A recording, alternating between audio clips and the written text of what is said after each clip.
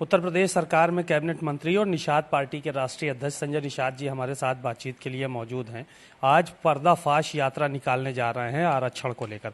बात करते हैं उनसे। सर, ये पर्दाफाश यात्रा की क्या जरूरत पड़ी आरक्षण को लेकर, जब सब लोग मांग कर रहे हैं जातिगत जनगणना और उसके बाद आरक्षण की, तो आपको इस यात्रा की क्या जरूरत पड़ रही है जो पर्दाफाश यात्रा निकाल रहे हैं? ऐसे अभी जब हमें पता चल गया कि ये देश संविधान 1950 में बना, संविधान बनवाने के लिए ढेर सारी जातियों ने संघर्ष किया, उन्हें क्रिमिनल कास्ट से घोषित करके उन्हें उजाड़ दिया गया।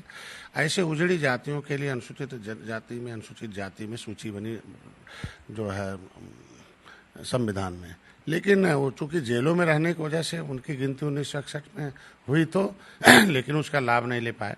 लेकिन 1991 में जब ओबीसी बना तो जो जातियां 1931 से लेकर 1961 तक, मतलब पूरे 60 साल तक, मतलब 91 तक, 1960 साल तक अनुसूचित जात में रखा गया, धोखे से उन्हें ओबीसी में डाल दिया गया। अनुसूचित जात का मतलब सुरक्षित हो गया ना, लोकसभा, विधानसभा, विधान परिषद, विधानसभा, प्रधान से प्रधान प्रमुख तक जो है, जिला पंचायत सदस्य लेकर विधान, तो ये जो सुरक्षा था छीन लिया गया।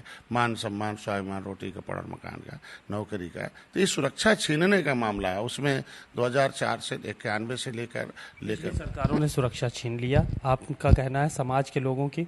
अब इस सरकार में, तो आप सरकार में हैं, आप सुरक्षा वापस दिलवा दीजिए। आपको ये रैली क्यों निकालनी पड़ रही, यात्रा सरकार के अगेंस्ट क्यों जाना पड़ रहा है आपको? हम सरकार के अगेंस्ट नहीं है, क्योंकि आज के दिन में यहाँ जिन लोगों ने सुरक्षा छीनी है, आज वो चिल्ला रहे हैं कि हम गिनती कराने जा रहे हैं, तो वो कहाँ गिनती कराने रहे हैं? छीन कर हमें पिछड़ी में गिनती कि, मतलब ये जो छिनाने वाले लोगों की गिनती कहाँ कराना है? हम चाहते हैं गिनती तो उनसे पहले हम मांग रहे थे गिनती हमारी 1961 में अनुसूचित में होती रहे, वही गिनती हो, हमारी पिछड़ी में गिनती कराते रहे। पिछड़ी जब हम निकाल दिए गए हैं तो हमारी अनुसूचित में गिनती कराएं, हम उनके साथ हैं। अनुसूचित गिनती पहले भी होती रही, नया मामला कहाँ से आ गया जब अनुसूचित की गिनती? तो ये पर्दाफाश रैली जो है वो विपक्ष के खिलाफ निकालने जा रहे हैं कि सरकार के खिलाफ निकालने? हम तो विपक्ष के खिलाफ निकालने जा रहे हैं कि उन निषादों को समझा रहे हैं कि आओ हम तुम्हारी गिनती कराते पिछड़े में।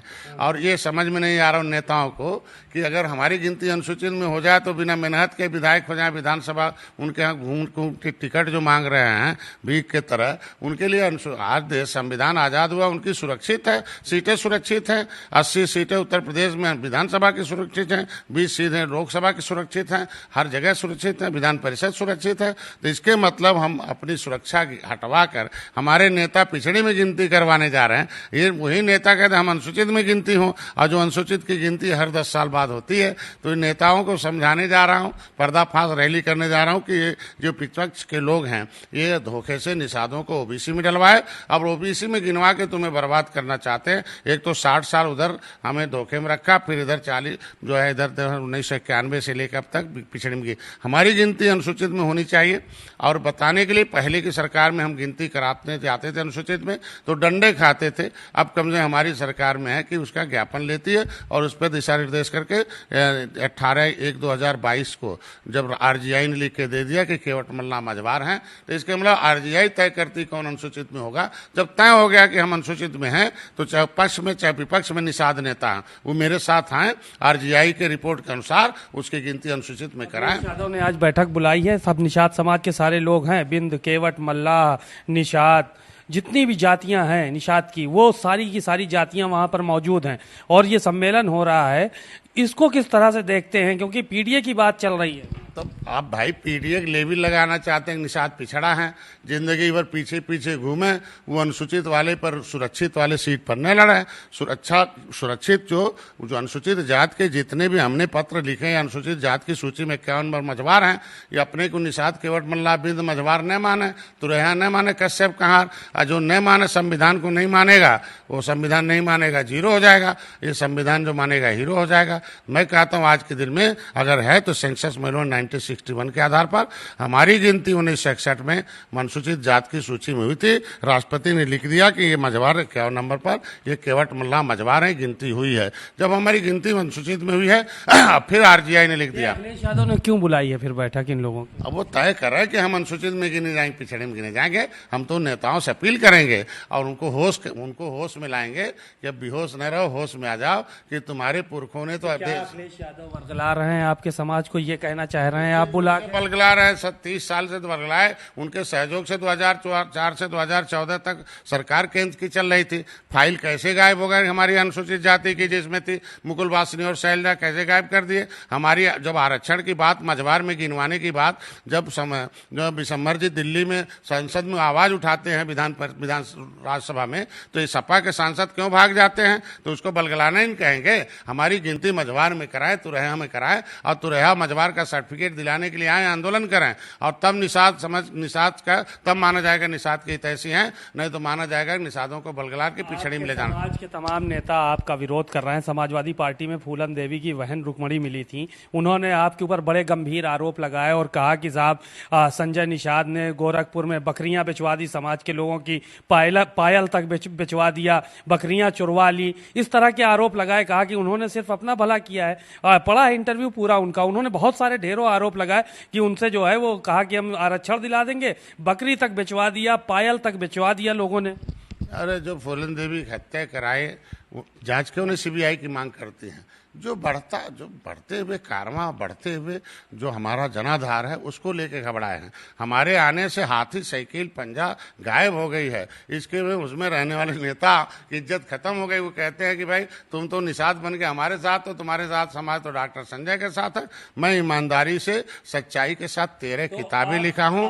मैं कह रहा हूं आज के दिन में समाजवादी पार्टी ये तय कर ले कि अगर 31 दिसंबर 2016 को समाजवादी पार्टी की सरकार थी, हमें पिछड़ी से निकलवा दिया राज्यपाल से, और राज्यपाल ने निकाल दिया, उन्हें पावर था। जब हम पिछड़ी से निकले हुए हैं तो आज के बाद उनके मुंह से पिछड़ा शब्द कहना बेकार है। वो अपने बात पर उनके संस्कृति में निकली हुई है। राज्यपाल छोटा नहीं होता, हमारा गजट करवाए हैं, वो तब उनकी सरकार थी 31 दिसंबर 2016 को। अगर उन्होंने हमसे पिछड़ी में निकलवा कर ये लिखवा दिया है राज्यपाल से कि केवट मल्ला जो है, केवट मल्ला, बिंद कश्यप कहाँ आज के बाद पिछड़े नहीं माने जाएंगे, अनुसूचित माने जाएंगे, तो आज के बाद हमारा नाम पीडीए में लेना गलत है। वो पिछड़ा दलित अल्पसंख्यक है।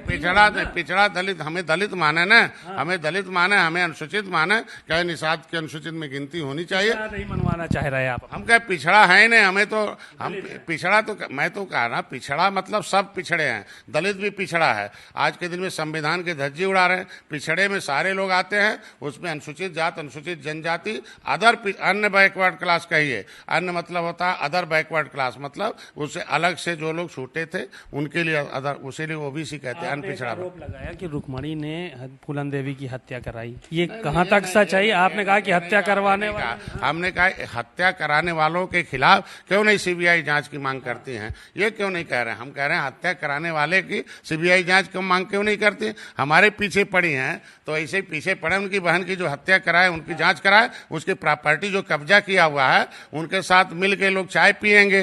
जो प्रॉपर्टी कब्जा किया, अगर फूलन देवी सांसद की मां है, उनकी मां को सांसद का दर्जा दिलाने का मैं आंदोलन कर रहा हूं। फूलन देवी की प्रॉपर्टी मुक्त होकर उनकी मां को मिलनी चाहिए, और सारा कुछ है वो जो बहन फूलन देवी जी जमीन के लिए आज के दिन में उन्होंने हथियार उठाना पड़ा था, उनकी बहन है, उनका भी हिस्सा, आखिर वो क्यों नहीं आज के दिन में लड़ाई लड़ी? आज 30 साल से सरकार नहीं है हथियारों के साथ, ये कह रहे हैं आप?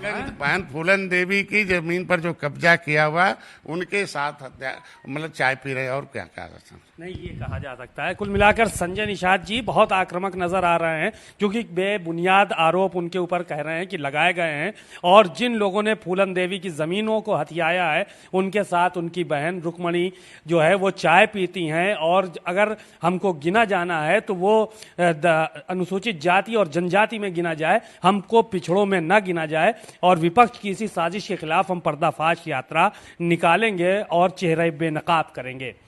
कैमरामैन श्रवण कुमार वर्मा के साथ सीमा नकवी, भारत समाचार, लखनऊ।